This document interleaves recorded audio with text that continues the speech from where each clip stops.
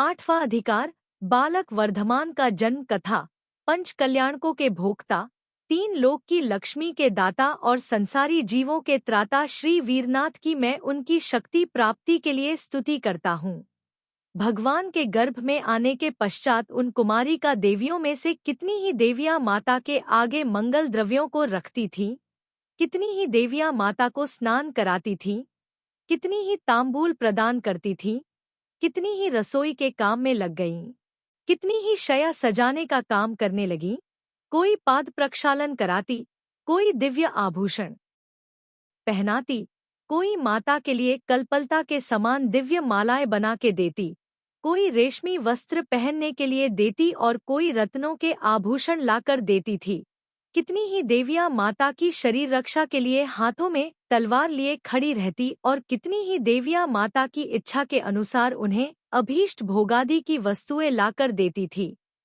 कितनी ही देवियां पुष्पपराग से व्याप्त राजांगण को साफ करती और कितनी ही चंदन के जल का छिड़काव करती थी।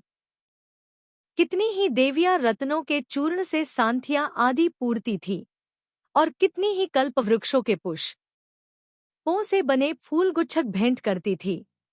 कितनी ही देवियां आकाश में ऊंचे राजभवन के अग्रभाग पर रात के समय प्रकाशमान मणिदीपक जलाती थी, जो कि सब ओर के अंधकार का नाश करते थे।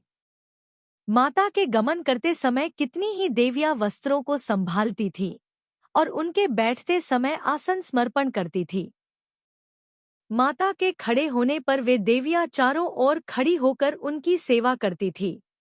वे देवियां कभी जल क्रीड़ाओं से, कभी वन क्रीड़ाओं से, कभी उसके गर्भस्थ पुत्र के गुणों से युक्त मधुर गीतों से, कभी नेत्रप्रिय नृत्यों से, कभी 3 प्रकार के बाजों से, कभी कथागोष्ठियों से और कभी दर्शनीय स्थलों को दिखाने के द्वारा माता का मनोरंजन करती थी। इनको आदि लेकर विक्रिया रिद्धि के प्रभाव से उत्पन्न हुए नाना प्रकार के अन्य दिव्य विनोदों के द्वारा वे जिनमाता को सर्व प्रकार से सुखी करती थी। इस प्रकार उन दिक्कुमारी देवियों के द्वारा विधिपूर्वक उपासना की गई सती जिनमाता ने उनके प्रभाव से व्याप्त होकर अनुपम शोभा को धारण किया। अथानंतर 9वें मास के समीप आने पर महागुणशालिनी बुद्धि प्रकर्षधारिणी उस गर्भवती माता का मन देवियों ने गूढ़ अर्थ और गूढ़ क्रियापद वाले नाना प्रकार के मनोहर प्रश्नों से पहेलियां पूछकर निरोष्ठय ओठ से नहीं बोले जाने वाले वर्गों से युक्त काव्य और धार्मिक श्लोकों के द्वारा इस प्रकार से रंजायमान करना प्रारंभ किया। देवियों ने पूछा, है माता, बनाओ नित्य ही कामिनी जनों में आसक्त होकर के भी विरक्त है, कामुक होकर के भी अकामुक है और इच्छासहित होकर भी इच्छारहित है। ऐसा लोक में कौन श्रेष्ठ आत्मा है? माता ने उनके इस प्रश्न का उत्तर इस प्रश्न में पठित परात्मा पद से दिया। अर्थात जो परमात्मा होता है वह मक्ति स्त्री में आसक्त होते हैं भी सांसारिक स्त्रियों से विरक्त रहता है। पुनः देवियों ने पूछा, जो अदृश्य होकर के भी दृश्य है, रत्नत्रय से भूषित होने पर भी त्रिशूल धारक नहीं है, प्रकृति से निर्मल और अव्यय होने पर भी देह की रचना का नाशक है, परंतु वह महादेव नहीं है, ऐसा वह जीव अभी कहाँ रहता है? इसका उत्तर इसी श्लोक पठित देवोना पद से माता ने दिया। अर्थात वह देवरूप धारक मनुष्य तीर्थकर हैं। हे सुंदरी, असंख्य नर और सुराराध्य दृषि त्रिजगत गुरु अनेक सारवान गुणयुक्त तेरा पुत्र है। यह निरौष्ठ्य काव्य है, क्योंकि इस इलोक में ओठ से बोले जाने वाला एक भी शब्द नहीं है। जो नित्य स्त्री रागरक्त है, अन्य स्त्री सुख का त्यागी है, ऐसा जगत का नाथ तेरा गुणा कर सुत हमारी रक्षा करे। इस पद्य में भी सभी निरौष्ठ्य अक्षर हैं। हे जगत कल्याणकारिणी माता, त्रिजगतपति को अपने दिव्य गर्भ में धारण करने से हरि आदि सर्वदेवों के मन की रक्षा करो। इस श्लोक में अव क्रिया छिपी होने से यह क्रियागत पद्य है। हे जगतहितंकरी, अपने गर्भ से धर्मतीर्थकर की उत्पत्ति करने के कारण तीर्थधारिणी तू देव, विद्याधर और भूमिगोचरी राजाओं का तीर्थस्थान बन। इस पद्य में यह क्रिया गुप्त है। प्रश्न, हे देवी, इस लोक और परलोक में जीवों का हित करने वाला कौन है? उत्तर, जो चेतन धर्म तीर्थ का करता है वही अनंत सुख के लिए तीन जगत का हित करने वाला है। प्रश्न, गुरुओं में सबसे महान गुरु कौन है? उत्तर, जो सर्व दिव्य अतिशयों से अनंत गुणों से गरिष्ठ हैं, ऐसे जिनराज ही महान गुरु हैं। प्रश्न, इस लोक में किसके वचन प्रामाणिक हैं? उत्तर, जो सर्वज्ञ, जगत हितैषी, निर्दोष और वितराग है, उसके ही वचन प्रामाणिक हैं, अन्य किसी के नहीं हैं। प्रश्न, जन्म मरण रूप विष को दूर करने वाली अमृत के समान पीने योग्य क्या वस्तु है? उत्तर, जिनेंद्र देव के मुख से उत्पन्न हुआ ज्ञानामृत ही पीने के योग्य है, मिथ्या ज्ञानियों के विषरूप वचन नहीं। प्रश्न, इस लोक में बुद्धिमानों को किसका ध्यान करना चाहिए? उत्तर, पंच परमेष्ठियों का, जिनागम का, आत्म तत्व का और धर्म शक्ल रूप ध्यानों का ध्यान करना चाहिए, अन्य किसी का नहीं। प्रश्न, शीघ्र क्या काम करना चाहिए? उत्तर, जिससे संसार का नाश हो, ऐसे अनंत दर्शन, ज्ञान, चारित्र के पालने का काम करना चाहिए, अन्य काम नहीं। प्रश्न, इस संसार सज्जनों के साथ जाने वाला कौन है? उत्तर, पाप का नाशक, सर्वत्र आपदाओं में रक्षक, ऐसा दया में धर्म बंधु ही साथ जाने वाला है, अन्य कोई नहीं। प्रश्न, धर्म के करने वाले कौन हैं? उत्तर, तप, रत्नत्रय, व्रत, शील और क्षमादि लक्षण वाले सर्व कार्य धर्म के करने वाले हैं। प्रश्न, इस लोक में धर्म का क्या फल है? उत्तर, समस्त इंद्रों की विभूति, तीर्थ करादि की लक्ष्मी और उत्तम सुख की प्राप्ति ही धर्म का उत्तम फल है। प्रश्न, धर्मात्माओं का क्या लक्षण है? उत्तर, उत्तम शांत और अहंकार रहित स्वभाव होना तथा शुद्ध क्रियाओं के आचरण में नित्य तत्पर रहना, ये धर्मात्मा के लक्षण हैं। प्रश्न, कौन से कार्य पाप के करने वाले हैं? उत्तर, मिथ्यात्व आदिक, पंच इंद्रिया, क्रोधादि कषाय, कुसंग और 6 अनायतन, ये सब पाप के करने वाले हैं। न, पाप का क्या फल है? उत्तर, अप्रिय और दुख के कारण मिलाना, दुर्गति में रोग क्लेशादि भोगना और निंद्य पर्याय पाना, ये सर्व ही पाप के फल हैं। प्रश्न, पापियों के लक्षण किस प्रकार के हैं? उत्तर, तीव्र कषाई होना, परनिंदा और अपनी प्रशंसा करना, रौद्र कार्य करना इत्यादि पापियों के लक्षण हैं। प्रश्न, महालोभी कौन है? उत्तर, जो बुद्धिमान संसार में सदा एकमात्र धर्म का ही सेवन करता है और निर्मल आचरणों से तथा दुष्कर तपोयोगों से मोक्ष की इच्छा करता है, वही महालोभी है। प्रश्न, इस लोक में विवेकी पुरुष कौन है? उत्तर, जो मन में देवशास्त्र, गुरु का और धमोदिक का निर्दोष विचार करता है, वह विवेकी है, अन्य कोई नहीं। प्रश्न, धर्मात्मा कौन है? उत्तर, जो सारभूत उत्तम क्षमादि दशलक्षण धर्म से संयुक्त है, जिन आज्ञा का पालक है, बुद्धिमान, व्रती और ज्ञानी है, वही धर्मात्मा है, अन्य कोई नहीं। प्रश्न, परलोक में जाते समय उत्तम पाथे मार्ग का भोजन क्या है? उत्तर, दान, पूजा, उपवास आदि से तथा व्रत, शील, संयम आदि से उपार्जित निर्मल पुण्य ही परलोक का उत्तम ध्येय है। प्रश्न, इस संसार में किसका जन्म सफल है? उत्तर, जिसने मुक्तिश्री की सुखमयी माता स्वरूप उत्तम बोधि प्राप्त, भेद ज्ञान कर ली है, उसी का जन्म सफल है, अन्य किसी का नहीं। प्रश्न, जगत में सुखी कौन है? उत्तर, जो सर्व परिग्रह से रहित है, ज्ञान और ध्यान रूप अमृत का आस्वादन करने वाला है, ऐसा वनवासी साधु संसार में सुखी है और कोई सुखी नहीं। प्रश्न, संसार में चिंता किस वस्तु की करना चाहिए? उत्तर, कर्मशत्रुओं के विघात करने में और मुक्ति लक्ष्मी के साधन में चिंता करना चाहिए, इंद्रियादि के सुख में नहीं। प्रश्न, महान प्रयत्न कहाँ करना चाहिए? उत्तर, शिव देने वाले रत्नत्रय धर्म में, तपसाधन में और ज्ञानादि की प्राप्ति में प्रयत्न करना चाहिए, सांसारिक संपदाओं के पाने में नहीं। प्रश्न, मनुष्यों का परम मित्र कौन है? उत्तर, जो आग्रहपूर्वक धर्म को, तप, दान और व्रतादि को करावे और दुराचार को छुड़ावे। प्रश्न, संसार में विषम शत्रु कौन है? उत्तर, जो आत्महितकारक तप, दीक्षा और व्रतादि को ग्रहण न करने देवे, वह कुबुद्धि अपना और दूसरों का परम शत्रु है। प्रश्न, प्रशंसा करने के योग्य क्या कार्य है? उत्तर, जो अल्प धन से युक्त होने पर भी उत्तम क्षेत्र में महान दान दे और दुर्बल अंग होने पर भी निर्दोष उत्तम तपश्चरण करे, उसके ये दोनों कार्य प्रशंसनीय हैं। प्रश्न, तुम्हारे समान और दूसरी महादेवी कौन है? उत्तर, जो जगत के गुरु और धर्म के कर्ता महान देव को उत्पन्न करती है, वह मेरे समान है, दूसरी कोई नहीं है। प्रश्न, पांडित्य क्या है?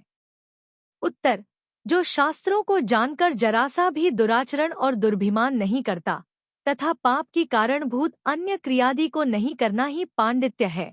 प्रश्न, मूर्खता क्या है? उत्तर, हितकारक ज्ञान को पाकर के भी निष्पाप धर्म, क्रिया और आचार को नहीं करना ही मूर्खता है। प्रश्न, दुर्धर चोर कौन से हैं? उत्तर, जीवों के धर्मरूप रत्न के चुराने वाले, पापकारक और सर्व अनर्थ विधायक इंद्रिय विषय ही दुर्धर चोर हैं। प्रश्न, इस जगत में शूरवीर कौन है? उत्तर, जो धैर्य रूपी तलवार के द्वारा परिशह रूपी महान सुबटों को, कपाय रूप अरियों को और कालमोहादि शत्रुओं को जीतते हैं, वे ही पुरुष शूरवीर हैं। प्रश्न, देव कौन है? उत्तर, जो सर्व वस्तुओं का ज्ञाता है, 18 दोषों से रहित है, अनंत गुणों का सागर है और धर्म तीर्थ का करता है, वही देव है, दूसरा नहीं। प्रश्न, महान गुरु कौन है? उत्तर, जो अंतरंग बहिरंग दोनों प्रकार के परिग्रह से रहित है, जगत के भव्य जीवों के हित करने में उद्यत है और मोक्ष का इच्छुक है, वही सच्चा गुरु है और कोई नहीं। इस प्रकार से उन देवियों के द्वारा पूछे गए शुभकारक प्रश्नों का उत्तम स्पष्ट उत्तर सर्ववेत्ता गर्भस्थ तीर्थंकर के महात्म्य से उस माता ने दिया। यद्यपि माता प्रियकारिणी स्वभाव से ही निर्मल बुद्धि वाली थी, तो भी अपने उदर में त्रिज्ञानी सूर्यरूप जिनदेव को धारण करने से विशिष्ट ज्ञान में उसकी बुद्धि और भी अधिक निपुण हो गई। गर्भस्थ पुत्र ने अपनी माता को जरासी भी पीड़ा नहीं दी। शुक्ति के भीतर स्थित जलबिंदु क्या कभी कुछ विकार करता है? नहीं करता। माता का त्रिबली से सुंदर कृश उदर ज्यों का त्यों रहा और गर्भ बढ़ता रहा। यह प्रभाव गर्भस्थ महान आत्मा का था। गर्भ में स्थित उस पुरुष रत्न से वह माता इस प्रकार से शोभा को प्राप्त हुई, जैसे कि महाकांति से युक्त दूसरी रत्नगर्भा पृथ्वी ही हो। यदि शकेंद्र के द्वारा भेजी गई इंद्राणी अप्सराओं के साथ हर्ष से उस प्रियकारिणी देवी की सेवा करती थी, तो उसकी महिमा का और अधिक क्या वर्णन किया जा सकता है। इस प्रकार के परम उत्साहपूर्ण सैकड़ों महोत्सवों के साथ गर्भकाल के 9 मास पूर्ण होने पर चैत्र मास के शुभोदय वाले शुक्ल पक्ष में त्रयोदशी के दिन अर्यमा नामक योग में शुभ लग्नादि के समय सुख से पुत्र को पैदा किया। वह पुत्र प्रकाशमान शरीर की कांति से अंधकार को नाश करने वाला, दिव्य देह का धारक, जगत हितैषी, 3 ज्ञान से भूषित देदीप्यमान और धर्मतीर्थ का करता था। उस समय इस पुत्र के जन्म होने के माहात्म्य से सर्व दिशाएं निर्मल हो गईं और आकाश में मंद सुगंधित पवन चलने लगा। स्वर्ग के कल्प वृक्षों ने खिले हुए फूलों की वर्षा की और चारों जाति के देवेंद्रों के आसन कांपने लगे। स्वर्गलोक में बिना बजाए ही गंभीर ध्वनि करने वाले घंटा आदि प्रमुख बाजे बजने लगे, मानो वे प्रभु के जन्मोत्सव की ही बाट जोह रहे हों। शेष 3 जाति के देवों के यहाँ सिंह, शंख और भेरी के शब्द उस समय अपने आप ही अन्य आश्चर्यों के साथ होने लगे। इन सब चिन्हों से देवों के साथ इंद्रों ने तीर्थंकर देव का जन्म जानकर सब देवों ने भगवान के जन्म कल्याणक करने का विचार किया। तभी इंद्र की आज्ञा से देवसेना महाध्वनि करती हुई महासमुद्र की तरंगों के समान क्रमशः स्वर्ग से निकली। हाथी, घोड़े, रथ, गंधर्व, नर्तकी, पयादे और बैल, यह 7 प्रकार की देवों की सेना निकली। तभी सौधर्म स्वर्ग का स्वामी ऐरावत नाम के देव गजराज पर इंद्राणी के साथ बैठकर देवों से घिरा हुआ स्वर्ग से चला। तत्पश्चात सामानिक आदि समस्त देवगण अपनी अपनी विभूति के साथ धर्म में उद्यत होकर और इंद्र को घेर कर चले। उस समय दुंदुभियों की महाध्वनि से तथा देवों के जय जयकार से 7 प्रकार की सेनाओं में फैलता हुआ महान शब्द हुआ। उस समय हर्षित होते हुए कितने ही देव हंस रहे थे, कितने ही कूद रहे थे, कितने ही नाच रहे थे, कितने ही हाथों से तालियां बजा रहे थे, कितने ही आगे दौड़ रहे थे और कितने ही देव गा रहे थे। तब वे देव अपने अपने छत्रों से, ध्वजाओं के समूहों से, विमानों से, वाहनों से और बाजों से गगनांगण को व्याप्त करते हुए भूतल पर उतरे और परम विभूति के साथ अपनी अपनी देवांगनाओं से घिरे हुए वे चतुर्निकाय के देवेंद्र क्रम से उस उत्तम कुंडपुर पहुँचे। उस समय नगर का मध्य और ऊर्ध्व भाग देव देवियों के द्वारा सर्व ओर से घिर गया तथा शक्र आदि इंद्रों के द्वारा राजा का आंगन व्याप्त हो गया।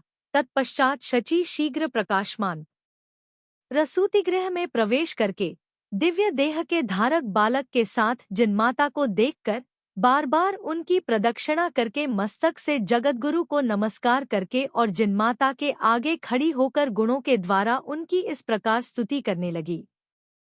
हे देवी, त्रिजगत पति को जन्म देने से तुम सर्वलोक की माता हो। महादेव स्वरूप पुत्र के उत्पन्न करने से तुम ही महादेवी हो। संसार के प्रिय पुत्र की उत्पत्ति से तुमने अपना प्रियकारिणी यह नाम आज सार्थक कर दिया है। संसार में तुम्हारे समान और कोई स्त्री नहीं है। इस प्रकार से जिनमाता की स्तुति कर गुप्त देहवाली उस इंद्राणी ने उन्हें मायारूप निद्रा से युक्त करके और उनके समीप दूसरा मायामयी बालक रखकर अपनी कांति से दशों दिशाओं को प्रकाशित करने वाले बाल जिनेंद्र को हर्ष के साथ दोनों हाथों से उठाकर उनके शरीर का आलिंगन कर और बार बार मुख चुंबन कर दिव्य रूप जनित अलौकिक रूप संपदा को निर्निमेष दृष्टि से देखती वह परम प्रीति को प्राप्त हुई। उस समय वह इंद्राणी भगवान के शरीर की कांति और तेज से युक्त बाल सूर्य के साथ आकाश में जाती हुई इस प्रकार से शोभा को प्राप्त हुई जैसे कि उदित होते हुए सूर्य के साथ पूर्व दिशा शोभती है। उस समय जगत में मंगल करने वाली दिक्कुमारी देवियां छत्र, ध्वजा, भृंगार, कलश, सुप्रतिष्ठक, स्वस्तिक, चमर, दर्पण और ताल, पंखा इन 8 मंगल वस्तुओं को अपने हाथों में लेकर इंद्राणी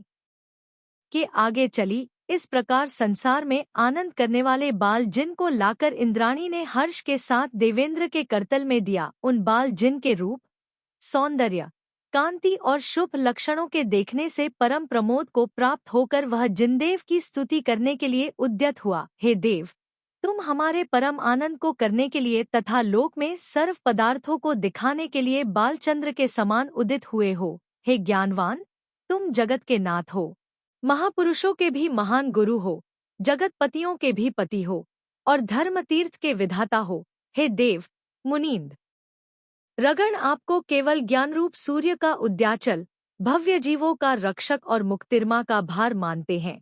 इस मिथ्या ज्ञान रूप अंधकूप में पड़े हुए बहुत से भव्य जीवों को धर्मरूप हस्तावलंबन देकर के आप उनका उद्धार करोगे। इस संसार में कितने ही बुद्धिमान लोग आपकी दिव्यवाणी से अपने मोहादि कर्म शत्रुओं का नाश कर मोक्षरूप परम स्थान को प्राप्त करेंगे और कितने ही स्वर्गादि को जाएंगे। हे देव, आप तीर्थंकर के उदय होने से 3 लोक में संतजनों को आज परम आनंद हो रहा है, क्योंकि आप धर्म प्रवृत्ति के कारण हैं। अतएव हे देव, हम मस्तक नमाकर आपको नमस्कार करते हैं और हर्ष से आपकी सेवा, भक्ति एवं आज्ञा को धारण करते हैं। हम अन्य देव की सेवा भक्ति कभी नहीं करते हैं। इस प्रकार वह देवेंद्र स्तुति करके हाथी पर बैठकर और उस जगन्नाथ को अपनी गोद में विराजमान कर सुमेरु पर चलने के लिए अपना हाथ ऊपर उठाकर घुमाया। उस समय सब देवों ने, हे प्रभो, आपकी जय हो, आप आनंद को प्राप्त हों, वृद्धि को प्राप्त हों, इस प्रकार उच्चस्वर से जय जयनाद किया।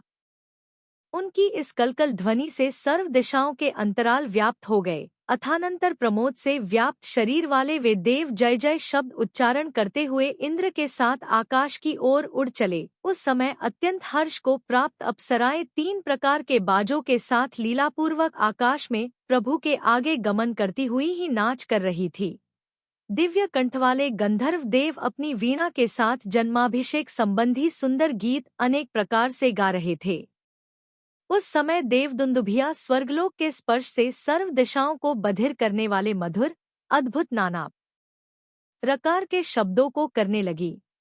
किन्नरों के साथ किन्नरी देवियों ने हर्ष से सारभूत जिनेंद्र गुणों से परिपूर्ण मनोहर गीतों का गाना प्रारंभ किया। उस समय सुर और असुरों ने अपनी अपनी देवियों के साथ भगवान के दिव्य रूप वाले शरीर को देखते हुए अनिमेष नेत्रों का फल प्राप्त किया। सौधर्म इंद्र की गोद में विराजमान जगतगुरु के सिर पर चंद्र के समान शुभ्र छत्र को स्वयं ईशानेंद्र ने लगाया। सनत कुमार और माहेंद्र स्वर्ग के इंद्र क्षीर सागर की तरंगों के समान उज्ज्वल चमर हर्ष से ढोड़ते हुए उस धर्म के स्वामी की सेवा करने लगे। उस समय की जिनेश्वर देव की परम विभूति को देखकर कितने ही देवों ने इंद्र को प्रमाणता का आश्रय लेकर अपने हृदय में सम्यक दर्शन को स्वीकार किया। वे देवनायक ज्योतिषपटल का उल्लंघन कर और अपने शरीर के आभूषणों की किरणों से आकाश में इंद्रधनुष की शोभा को विस्तारते तथा सैकड़ों प्रकार के महोत्सव करते हुए क्रम से परम विभूति के साथ महान उन्नत महामेरु पर पहुँचे। उस सुमेरु पर्वत की ऊंचाई इस भूमितल से 1000 योजन कम 1,00,000 योजन है।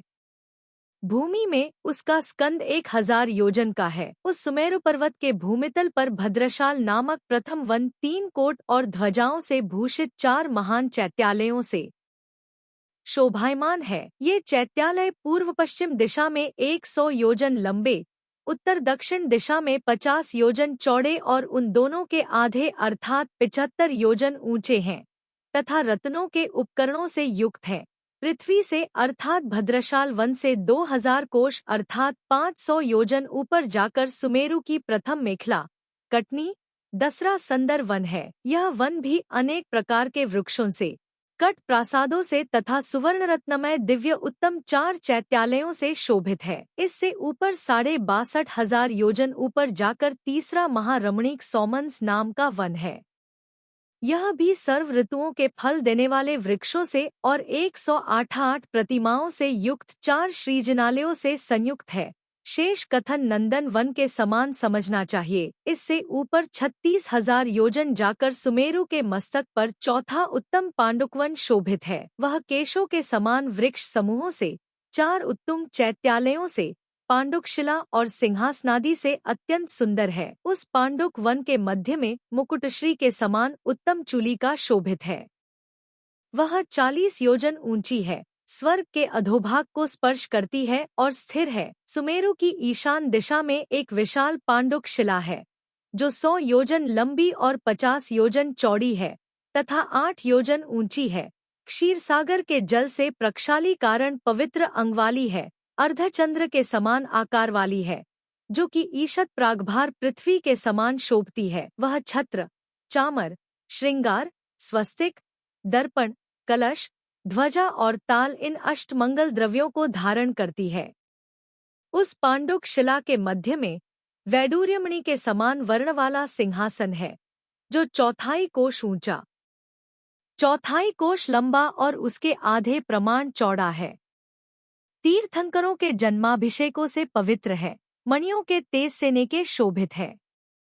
वह सुमेरु के दूसरे शिखर के समान मालूम पड़ता है। उस सिंहासन की दक्षिण दिशा में सौधर्मेंद्र के खड़े होने का और उत्तर दिशा में ईशानेंद्र के खड़े होने का एक एक सुंदर सिंहासन है। देवों के स्वामी सौधर्मेंद्र ने उपर्युक्त 3 सिंहासनों में से बीच के सिंहासन के ऊपर भारी विभूति से महान उत्सवों के द्वारा देवों के साथ लाकर देव और चारण रिद्धि वालों से सेवित उस गिरिराज सुमेरु की प्रदक्षिणा देकर जन्माभिषेक की सिद्धि के लिए तीर्थंकर भगवान को पूर्वमुख विराजमान किया। इस प्रकार तीर्थंकर प्रकृति के पुण्य प्रपाक से समस्त देव और उनके स्वामी इंद्रों ने परम विभूति के साथ अंतिम श्री वर्धमान जिनराज को वहां पर स्थापित किया। ऐसा मानकर भव्यजन 16 कारण भावनाओं से निर्मल पुण्य की आराधना करें। यह उत्कृष्ट पुण्य तीर्थंकरादि के वैभव का जनक है। ज्ञानी जन पुण्य का आश्रय लेते हैं, पुण्य से ही यह जगत पवित्र होता है। उत्तम क्रियाएं पुण्य के लिए होती हैं। पुण्य से अतिरिक्त और कोई वस्तु सुखकारक नहीं है। पुण्य का मूल कारण व्रत है। पुण्य से प्राणियों के अनेक गुण प्राप्त होते हैं। इसलिए है पुण्य, तू मुझे पवित्र कर। वीरजिन वीर ज्ञानीजनों के द्वारा संस्तुत और पूजित है। उत्तम वीर पुरुष वीर जिन का आश्रय लेते हैं। वीर के द्वारा शीघ्र ही उत्तम गुण समुदाय प्राप्त होता है। इसलिए वीरनाथ को भक्ति से नमस्कार है।